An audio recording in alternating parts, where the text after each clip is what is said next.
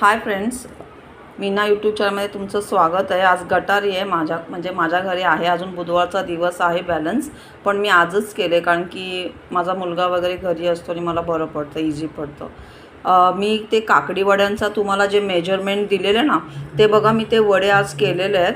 त्याचा पण मी व्हिडिओ काढला आहे, पण तो आता मला टाकता येईना झाला आहे। काय झालं आहे काय समजेना झालं आहे, मला शेअर नाही करता येत आहे मला। आता हे मी बनवलेले आहेत बघा, हे बघा। तुम्ही ह्या साईजचे पण बनवू शकता, हे असे पण तुम्ही बनवू शकता, हे बघा असे पण बनवू शकता।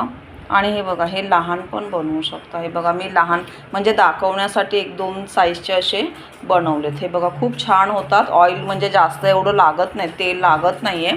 मी थोडे कमीच केलेत आहेत आणि छान झालेत आहेत। म्हणजे मेथी वगैरे आपण, आणि ह्याला ना काकडीचं थोडंसं, हिरवी काकडी येते ना आपली, ही काकडी येते बघा, ही स्किनची, हिरव्या स्किनची काकडी येते ना, ह्या काकडीचं तुम्ही हे करा, थोडंसं गूळ आणि एक मी काकडी, ह्याच्यामध्ये एक 20 वडे झाले असतील माझे, त्याच्यासाठी मी गूळ 2 चमचे घातलेले आणि एक पूर्ण काकडी, एक अर्धा ग्लास पाणी, ते थोडंसं आटवून हे केलेलं मी,